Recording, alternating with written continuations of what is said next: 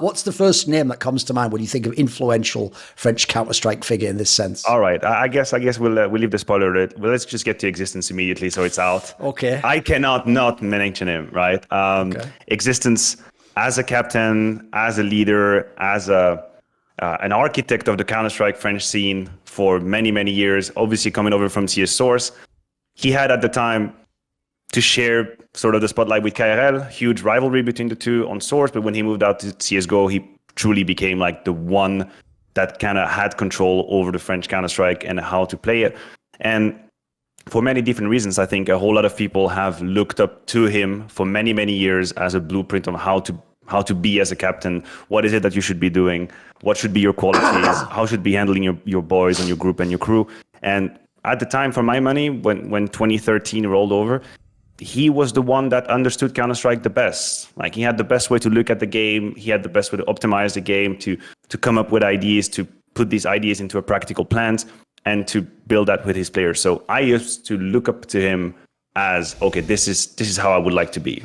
I see how this guy's behaving. I see how he's, as a player, as a captain, and this is an example I would like to follow. And I believe that a lot of people have followed on his footsteps after that for many years. Even though, and I'm just going to say this, we can talk about it later as well, I think he's been an example for the good and the bad. Yes. I think some of his shortcomings have come through the years. And as the first one, sort of the first example of a captain, some other people might have been looking at him and thinking, okay, this is a slippery slope I have to be careful to fall into, because he's done that. Oh, absolutely. I mean, spoiler, if you know anything about the French scene, one of the most compelling and enigmatic things about the French scene is everyone has some insane strengths, and then they all have like the Shakespearean tragedy element of like the flaw, the thing they won't do, and they won't get on with it. That's one of the things that makes it brilliant. It's got the fucking real high storytelling element. So along these lines, then let me just ask at the outset, because remember, you have to understand there's a lot of Reddit plebs and nephews that just never saw this guy play off. They did it was right at the end, or it was when his rep was already ruined for reasons we'll get to. How good when he was at his prime was he at things like tactics and being an in-game leader? Well, for my money, I think he was the best at handling like timings in a round and knowing what parts of the map he could take and how he would get there. Like, he had the whole package in the sense of he'd be the creator of strategy XYZ. As he would play a map and he'd say, okay, we need an execute to take the A side. Let's try and find something new. And then not only would he be able to create this and actually be the first one to use set smoke, flash, or whatever, because he could visualize it, but then he was able to kind of use it at the right time in game. So he had that both combination, which I think not a whole lot of leaders have, which is being both creative outside the server and then having the vista to know when to use them. And he had an extremely great read of what was happening in a game. Like, again, for people that are not exactly familiar with the very high level, it's like we use a comparison of a chess match between leaders, where you have to be in the other's head and you have to kind of foreshadow what he's going to do and predict it. For my money, Kevin was one of the best at it, like knowing exactly what are the important rounds. What is it that they expect us to do right now? How can we counter that? What do they know about us? What do we know about them? And then he would kind of have this sort of, it's not only intuitive because there was a lot of analytics going into it, a lot of thought process, but when the game was live, he could intuitively know out of this toolbox that he had, okay, this is what we need to do now. This is what we need to do now. And so when CS Source rolled, or after CS Source rather, he used to be both extremely strong individually and as a leader. Like, he was kind of the whole package on Source. CSGO took a really huge hit on his individual level. And you can imagine when you move on to a new game, then people have to think. Some people have to put time into figuring out how to play this game. How do we optimize this? These are the new utilities, new maps, new positions, and whatever. And he had to put a whole lot of time into this. And unfortunately, it cost him a little bit of his individual level, and with that, the confidence. And so for a while, he really had to put himself out there by being the first thinker of this solution, being the explorer of how to play maps. And this is how he stayed at the very top for a while, in spite of an individual level that was at time a little bit complicated. Right, along those lines, there's another thing that people might not understand. They understand that he was trying to be the mega mind. He is basically, if you don't know, guys, if you made an encyclopedia for like tactical in-game leaders, spawns from strats, pre-designed anti-strat, he would be the picture next to it. He was like the icon of that. But what they don't know as well is, I always say this about Glaive as well, every truly great leader has to have some mid-rounding, some read for the game. It can't all just be from sprawl. It's not a machine that works like that, guys. Like, it's why even though people put MSL in that box, he can't have only been that. He'd never won a bloody game if he had nothing of this. But in this sense, the area I always thought gave the best example was one of your teams when you played with him, where once you tragically lost Kaylee and the team was like semi-permanently underpowered because RPK had been away for a few years and Apex at the time was a very gambly player, and there was a lot of reasons as to why the team wasn't able to like make Kenny S win all the tournaments. This was an era I always thought actually where this is also where you got to see like what Existence could do, because essentially Kenny S had to like individually try and win the game, and Existence had to use his brain to try and win the game. And you know the matchup I'm going to reference, even though Fnatic was their best team, this was their era. This was the Fnatic era when Pronax was making all those sick calls. Every player was everywhere. They were the hive mind. People don't know Existence's record against Fnatic, even without Kaylee, was an unbelievable. He has one of the best I've ever seen. He's beaten them. He's come so close. And one of the reasons why they even used to tell me on Fnatic is they all think he's a genius, by the way, the players on Fnatic. Like other people in the scene, shit talk. They always said like he was just, even though Pronax himself is a good mid-round call, that was his strength. They said it was like he was in his head and he somehow could just anticipate what he was going to do. What would you tell me on this skill? And obviously this is a famous example of it, right? Yeah, you're absolutely right. I think what he was able to do with some of the broken pieces that he had at the time, if anything, is a better window shopping for him than the very games times where he was just surrounded by the best players there were. And of course, they were winning. In Titan, when we brought Cedric in, then again, he was also putting a whole lot of individual work in catching up with RPK on the meta. So you can imagine how much he had on his shoulders. Obviously, that's something that is a little bit underrated as well. But just to stay on the mid-round calling, as you say, I think there were two main elements that Existence was really good at. The first is obviously live reading the game, like what is happening, what are the utilities, where are the smokes, what are the movements. He'd be very good at anticipating this is what's going to happen in the next 15 to 20 seconds. Are they going to push us? Should we wait for them? Is it going to be a fake? He'd be really good at knowing what was the most likely outcome of the next 20 seconds and then form a plan based on it. So he would do like sort of micromanaging calls for the next 10 to 15 seconds, not just say, hey, listen, guys, we're going to do a split. No, he'd say, for now, just freeze. Everybody freeze for 10 seconds. Like, give me 15 seconds. I need to figure out something. And everybody would wait. So that's one thing, his ability to read the game live.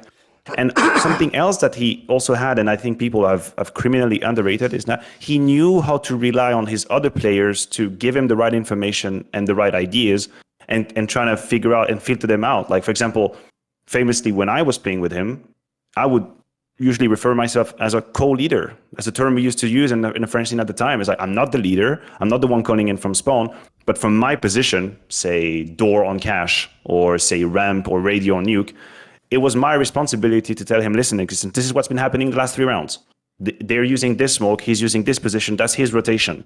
So that's what we can do. And then he would just kind of absorb all of the feedback coming in from everybody, and he'd figure out, okay, like, Maniac told me this, Apex told me this, then that's the solution. And I think he was really good at also like making everybody responsible, that he's not just going to be, he was very adamant about it. Like, it was not just going to be, it wasn't the Existence show from round 1 to 16. It was about absorbing information from his teammates, absorbing ideas and calls, and then he would come up with the right idea. And we had such respect for his analytical mind and decision making that if I told him, hey, Kev, I think we should do this, and he actually said, no, we're going to do something else, I'd say, fine, that's okay. That's how the deal was. The deal is you come up with your feedback, your ideas, your opinion, and then he will filter them out and he'd decide where or which path he'd take.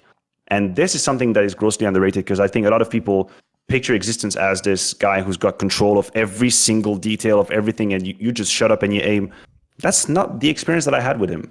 I think he was relying on clear information and ideas coming in from his teammates, and knowing how to use them was one of his very much underrated qualities. As you mentioned, we will definitely get to the downside and the reason why, for example, we just have majors and stuff. But one thing I did want to ask again on the positive is, even though it's funny, I actually heard this as complaints from his players. This is before your era. It was when they first made Titan and they had that team house. You can imagine, think of some of the names in that team, right? Who maybe don't want like control, or they want the strat to be quite loose, and they just want to decide in the moment. One thing they hated was that because he had him in a team house, he really was like it's like he took the word boot camp literally from like the military context. He was doing shit like you have a whiteboard, and he is doing a full floor chart for what can happen in every possible strat on every map. And then he really also wanted to have 6 maps that all have like a whole playbook and a whole set of counters to the playbook if they do that. And one thing I could like really admire about this, even though I get why the players hated it, was we have a saying in English that says the perfect is the enemy of the good. Yes. Basically, he actually really did think you could like solve. He thought it was like you could solve the game. You could actually like figure out the best possible way to do it. And in a way, I can admire that. Like, I mean, the analogy I would give is if people know the director Stanley Kubrick, when he eventually got full control to do whatever he wanted and do any movie he wanted, he only did 3 movies in the last 20 years of his life. Not because he was like chilling. He wanted to like construct it all and think of every aspect. And he was even doing stuff like, he'd be looking at like what the curtains will look like in the back of the scene, because he just thought at that point, like, I have full control. But the problem here is this: Counter-Strike isn't like that. You don't really have that. You don't have unlimited time. Your players don't have, I would say, unlimited mental bandwidth. They can't store that all anyway. Like some of these guys, that's like saying to a guy who's just doing like, high school, like, right, it's time for the PhD course. Like, bro, I'm just getting calculus under my belt. You know what I mean? Like, I can't do that. So, yeah. But you can see what I mean. Like, in a way, I sort of admire the flawed genius. He was trying to go for the ultimate right. I know what you're going with this, and I agree with you. I think he had to change because, again, remember the days of very games in Source, right? With the pieces that he had, he could literally always come up with the right call. Like this, because of the pieces that he had in his puzzle. If he analyzed the round correctly, and he was surrounded by Shocks, Smiths, NBK, he would win by default, by logic. Let's say, listen, we're 5v4. This is what we have to do, because in all of the 50-50 duels, you guys are going to give me 70-30, and it's going to be fine. When he moved over to CSGO, and the level just went up through the roof, you're absolutely correct. This wasn't possible anymore. There wasn't any 100% call all of the time. And so then he had to be a bit more spontaneous, a bit more open, and accept that, hey, you cannot just do a flowchart of all of the decision. He had to leave that behind, because it used to be his kind of modus operandi. What he would, if he made the right decision, the round would be won. That was his career for a long time, as simple as it is.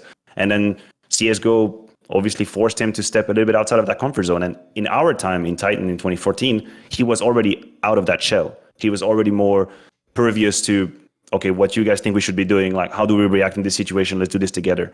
But yeah, at the time, hell, he was like a maestro. Like, he just, in 2012, like, this was just, I know exactly how to win the round, period.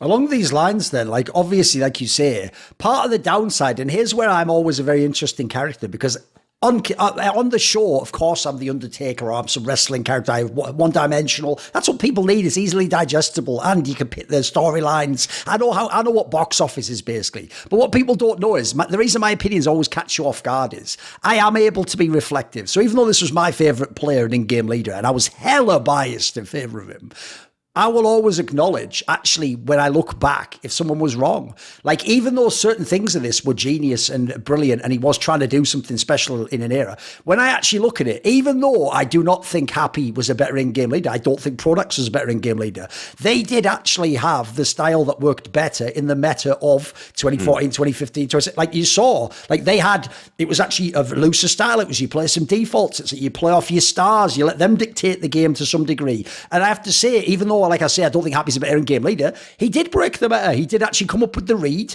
that was way more effective. Meanwhile, even though, yes, I agree, he expanded his skill set, on some level, Existence always was still going to be the IGL and was going to be something of the maestro. And so there was a degree to which, right, this is one of the downsides. There was a degree to which he maybe tried to be too old school and didn't kind of like adapt to what the current way of playing the game was, or empowering your stars as much.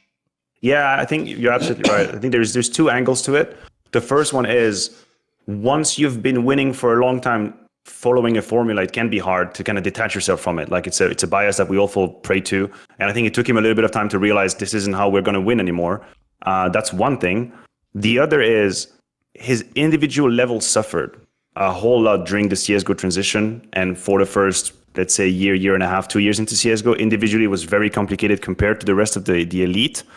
And I think a part of it made him a little bit self-aware or lack of confidence on an individual level, and he was kind of falling back onto what he knew, and what he knew was reading the game, making plans, making calls. That's how he knew it.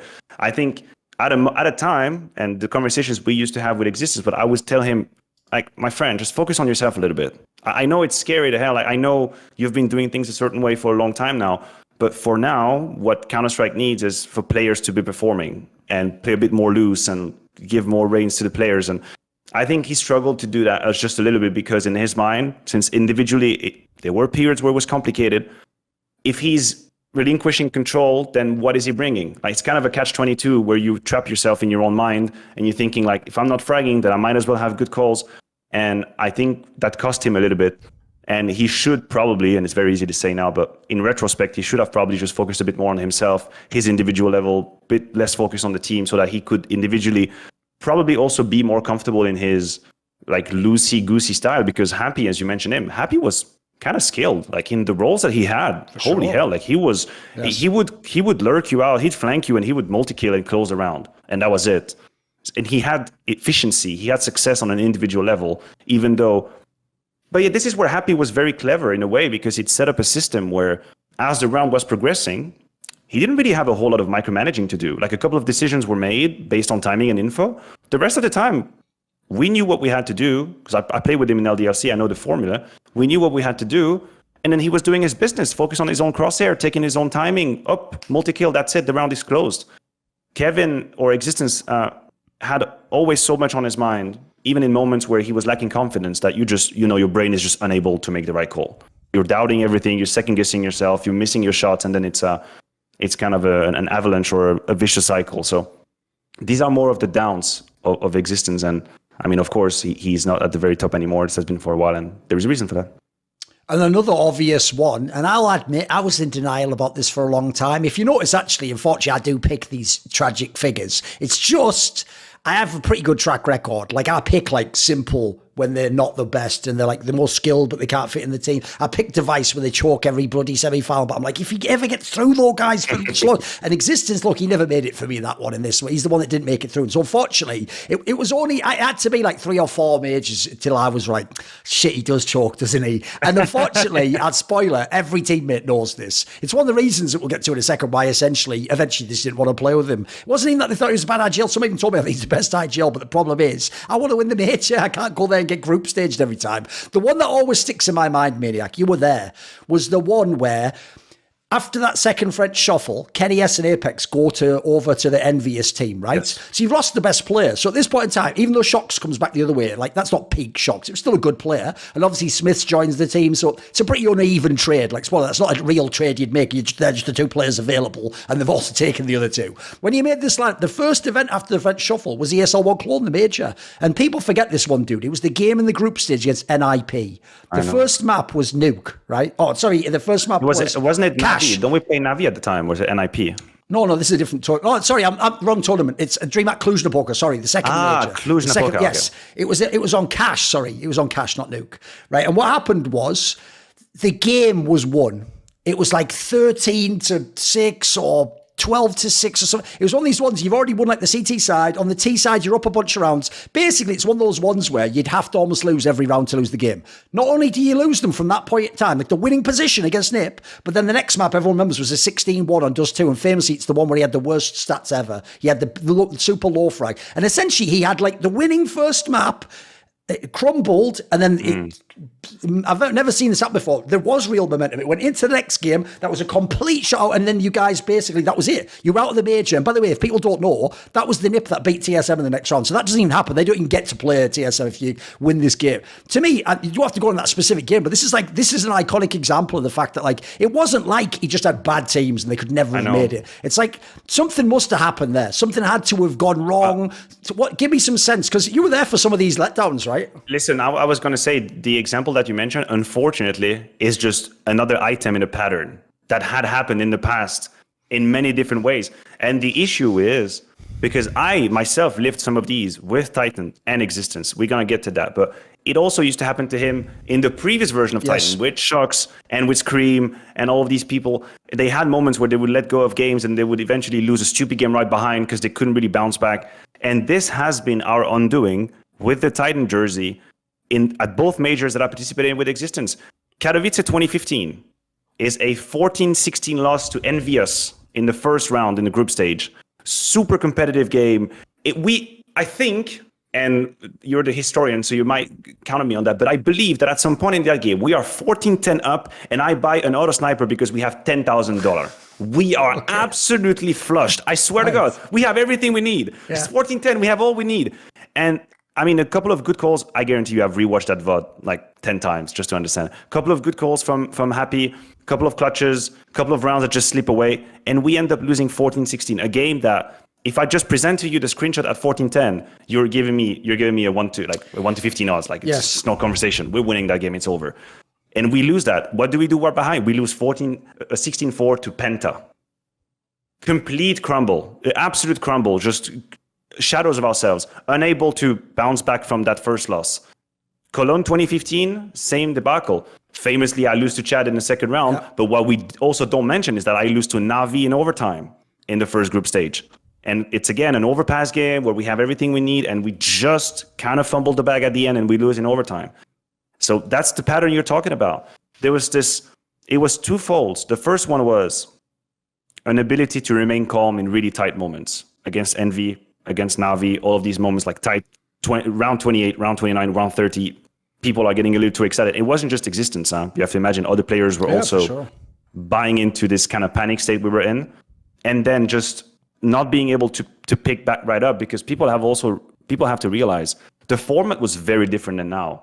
You'd sometimes play the same day, like 3 hours later. Yes. You'd play a best of one, and you just go back to your hotel room with your tail between your legs because you just lost a stupid round, and then you just have to play immediately. It's not like a Swiss system where you get a night to sleep and you regroup as a team and you bounce back. This didn't exist at the time. So I would admit it, no problem. Like, we were not mentally strong enough.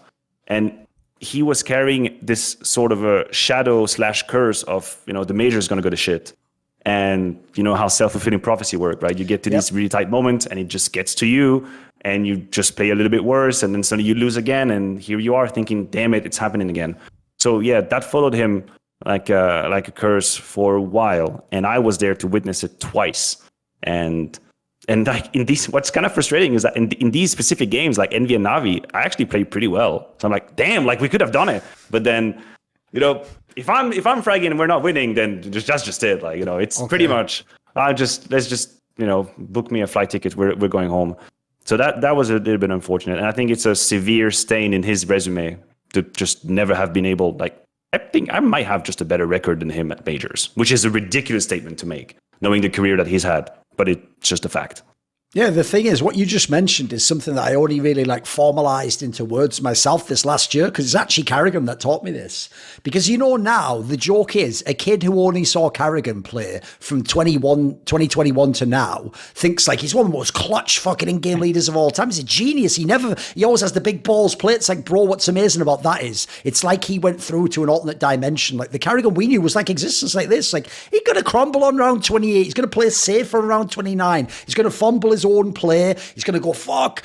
We should, like, Boston Major is the best example. Like, it's impossible to lose 15-11 up. You can rush it onto the last site. This guy only has 3 bullets left in the gun. You know what I mean? Everything, the whole universe is just like, take the game. And it's like, oh, I tripped over. And what people don't know is this, though. One of the reasons I was in denial, too, is because I thought, well, I mean, yeah, but it's just in your head, isn't it? So, like, essentially just forget that, and then next game just play properly, which is what a lot of people think. They're in denial, think, it's just a bad game. But what I learned is, I think you've nailed it. It can be a self-fulfilling prophecy in both directions. So if you're the one that always chokes, if you're the one that always fucks it up, you're the one, not only do you know it, your team knows it, and the fucking enemy knows it. And everyone's thinking, is it going to happen again? I mean, spoiler, this is going on with Heroic right now. Everyone's going, bloody hell, they should win, but are they going to? And then, but the thing is, when it flips, like Astralis, like Carrigan, when it flips the other way, this is my shit. Of course I'm going to make the big balls play. It works every time. You know what? Rops is going to win that 1v4 for me as well. Of course we're going to come back on the third map. It can go the other way too, right? Absolutely. And Existence had lived these years. And I think this is why it was hurting him so much. Like, he had been, again, 2012, 2013, he was on the other side of that equation. Like, 13-13, dude, we're going to win. Like, that's Shox is in a 1v2. Of course it's win. Like, NBK is getting rushed alone on the B side. Of course he's going to take 3 down. No problem. So I think for him, this was doubly hurtful because he had been on the other side of the equation where every single 50-50 goes your way, and then everybody's crumbling against you because they know eventually you're going to win. And then he unfortunately had to peek behind the curtain, and that was rough. Because if people don't know, basically, it was never about the tactics of the mind. These are the two reasons why all those players had the coup d'etat, the revolution. They didn't want to play with them anymore. It was that they wanted to play more freeform, and I can't deny them. They won a bunch of fucking majors, a billion tournaments. And also, they thought, if he just chokes all the majors, I'm sorry, here's another thing people don't get. If you're a choker, you have to be really good for people to stick around. Otherwise, they sort of think, they sort of think like, oh, fuck, it's going to rub off on me or something. Like, get the fuck away. Like, they really are like that. So, here's the thing to me that shows you what the essence of existence was. One of the main people who had constant fucking drama is, of course, Shox. Shox was like his prodigal son in fucking Source. He was coming back and forth to the team and get kicked out. In fucking CSGO, he kept leaving, then coming back, then leaving, then come back. But to me, what happened at the end with Shox is actually one of the things that made me have mad respect for Shox beyond just his game. That lineup they did in 2018, even though it didn't work, and it was a bit silly to think Shox Smiths could come back to play and all that stupid stuff. If you remember the story, what happened was, because G2 had sort of said, right, Shox, you're our boy, you can pick actually, like, we're going to let MBK try this lineup now, but if it doesn't work, and it was like a bit whatever, then you're going to get your shot, so you can pick the team, right? But so your last chance though, pick a really good team. You better pick like the right players. And what Shox even said he did it on stream, and I remember he did like an interview about this. He did like an interview with Carlos, I think even. He said basically, he thought to himself, like, well, I've just tried being an IGL for like a year and a half or 2 years or whatever. It didn't really work for me. It's not really my style. I know MBK wants to be, but I disagree. I don't think he should be one. Happy's obviously like a bit over the hill. He said basically, I thought to myself, we have to have a real captain. And he said there is only one real captain in the French scene in its existence. And at the time, everyone else was like, what the fuck? And obviously I was just like, oh yeah, is this like my birthday or something? What's going on right now? This is like a setup or something, isn't it? But like, I get what he means, because the last aspect I wanted to bring in, you touched on it a little bit, is as an actual man, as a leader figure, this is one area he was incredible. Like, people might remember, even though they lost that first semi-final match, it's the one that has the legendary video where he does the fucking speech before the game. Bro, that is like some out of a movie. That is like something actually out of a movie that if you saw it, you'd be like crying in the fucking cinema and you'd be like, yeah, we can't fucking beat the Persians. You know what I mean? It was epic. And so what people don't get is he's someone where I'm sure behind the scenes there was drama back in the day in Source or whatever. But in CSGO, let me know, guys, where the trash talk interview from Existence is. Let me know when he ever lost one of these games and choked it and was like, it wasn't my fault. They got lucky or something. He never ever did this. He's one of the classiest fucking humans I've ever met, mate. It's unbelievable. And even in spite of all this shit like MBK and them stabbing him in the back and Shox, fucking everyone did by the end almost. You're but one of the only loyal people he had left, mate. Even his mate, his fucking side man Smiths left him and went and won majors without him. This guy never talked shit on them ever. There was never the fucking 1PV.fr interview like, here's the behind the scenes, we're all scumbags. So, give me this angle, because I think that's so rare, mate. Especially actually in the French scene, there's a lot of drama and gossip. And, you know. No, I definitely, and I mean, I'm not going to kind of argue you on that one. I mean, there's a reason why he's one of the only friends, like real friends that I have made in the French scene, and someone that I'm still in contact with, and someone who's like, our relationship goes way beyond Counter-Strike now. I think as a person, he's just someone you'd feel like you would look up to and you would aspire to be. Like, don't get me wrong, he had flaws, and we would obviously just lock heads a couple of times, lock horns a couple of times, but he was a leader of men.